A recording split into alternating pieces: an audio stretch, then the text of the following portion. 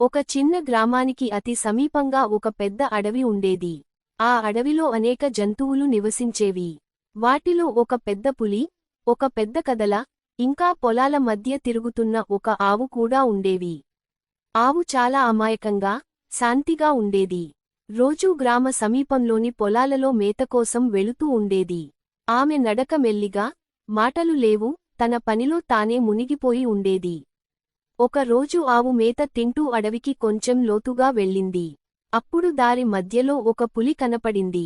అది మాంసాహారిగా ఉండి, ఆవును చూసి నోరూరించసాగింది. వెంటనే దాని దృష్టిలో ఒక ఆలోచన వచ్చింది. ఈ రోజు నా భోజనం సిద్ధమైంది. ఆ ఆవును చంపి తినాలి. పులి పరిగెత్తి ఆవు దగ్గరికి వచ్చింది. ఆవు మెల్లిగా ముఖం పైకి ఎత్తి చూసి, పులిని చూసి వణికిపోయింది. కాని ఆమె ధైర్యంగా, తెలివిగా స్పందించింది. అయ్యో పులిరాజా, నాకు చంపకండి. నాకు ఈరోజు ఒక చిన్న పని ఉంది. నా యజమాని నన్ను ఒక దీవెన కోసం పూజ చేయించి పంపించాడు. నేను అతని వద్ద తిరిగి వచ్చాక మీరు నన్ను తినండి. నమ్మకం కోసం నేను మాట ఇస్తున్నాను అని అన్నది ఆవు. పులికి ఆ మాటలు కొంచెం ఆశ్చర్యంగా అనిపించాయి. ఈ రోజు ఈ ఆవును విడిచిపెట్టడం ఏమో బాగుండవచ్చు. ఆవు దాని మాట నిలబెడుతుందని నమ్మాలి అని అనుకుంది. పులి సరే అనగా, ఆవు అక్కడి నుండి వెళ్ళిపోయింది. అడవికి బయటకు వచ్చి తన యజమానిని కలిసింది. అతనికి జరిగిన విషయాలన్నీ వివరంగా చెప్పింది.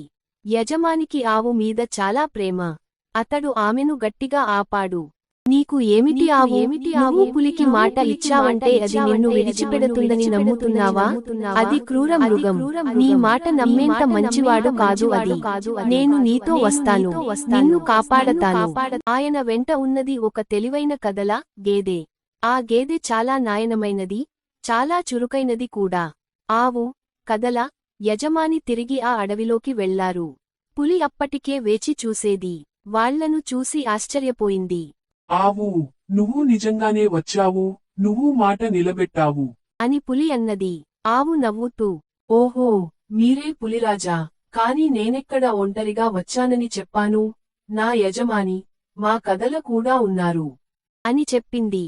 ఆ సమయంలో కదల ముందుకు వచ్చింది. ఆమె ధైర్యంగా, తల ఎత్తి పులిని చూస్తూ ఇలా అన్నది. ఓ పులి, నీవు నిజంగా మాటపట్ల నిజాయితీ ఉన్నవాడివా? ఈ ఆవు నిన్ను నమ్మి తన ప్రాణాల్ని పణంగా పెట్టింది. కాని నీవు నన్ను చూశాక ఏం చేస్తావో తెలీదు. ఒకటే చెప్పు, నీకు మాట ముఖ్యం, లేక భోజనమా? పులి కాస్త గందగోళానికి లోనైంది. పక్కనే యజమానిని కూడా చూసింది. అతని చేతిలో కత్తి ఉంది. పులికి కాస్త భయం పట్టుకుంది. అక్కడి నుండి వెళ్ళిపోవడమే మంచిదని భావించి, ఏమీ చెప్పకుండా అక్కడినుంచి పారిపోయింది. ఆ తరువాత ఆవు, కదల, యజమాని ముగ్గురూ ఆనందంగా తమ గ్రామానికి తిరిగి వచ్చారు. కథలోని నీతి: 1. తెలివైన మాటలు కష్టాలు తప్పించగలవు. ఆవు తన తెలివితేటలతో పులిని సమర్థంగా అడ్డుకుంది. 2. మాట మీద నిలబడటం మంచిదే, కానీ ముందుగా ఎవరిని నమ్మాలో తెలుసుకోవాలి. పులిని నమ్మడం ఎంత ప్రమాదమో ఆవు ఊహించింది, కాని తన యజమానిపై నమ్మకంతో పనిచేసింది. 3. స్నేహితుల సహాయం ఎంతో విలువైనది. కదల ధైర్యంగా ముందుకు వచ్చి ఆవును రక్షించింది.